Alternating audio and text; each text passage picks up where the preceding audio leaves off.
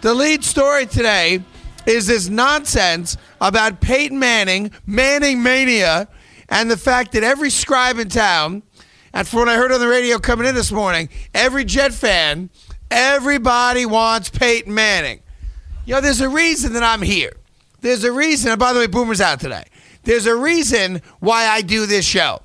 Because at some point, somebody in this town has to keep it real.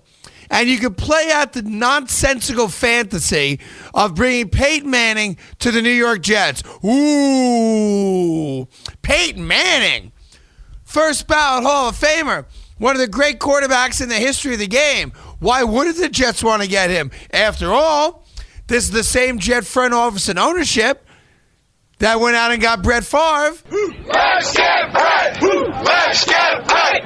Let's get Brett! But this is not the front office and ownership that is going to get Peyton Manning for a number of reasons. And if you put down the pom-poms for a minute, whether you're Steve Serby or Gary Myers or you're just you, and you're a long-suffering Jet fan, at some point today, put down the pom-poms and pay attention. The New York Jets will not even make an offer to Peyton Manning. Peyton Manning will never be a New York Jet. Why? Good question. I'm going to tell you why right now. Number one, money. You can't just say in a salary cap world, I want to go get Peyton Manning, because you can't. And yes, the Jets opened up about $7 million with the cap when they redid DeBrickashaw-Ferguson's contract. It still ain't enough. Peyton Manning is not playing for $10 million a year, number one. Number two, the New York Jets have an average offensive line.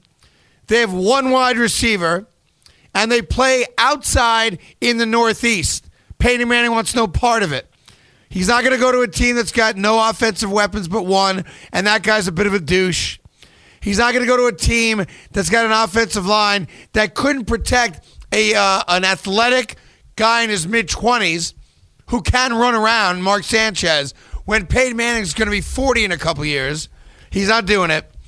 Rule number 3, at no point would Peyton Manning ever play in the same city as Eli.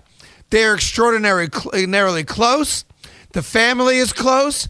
And there's no way he would ever come play in New York with Eli Manning here. The New York Jets will not make him an offer.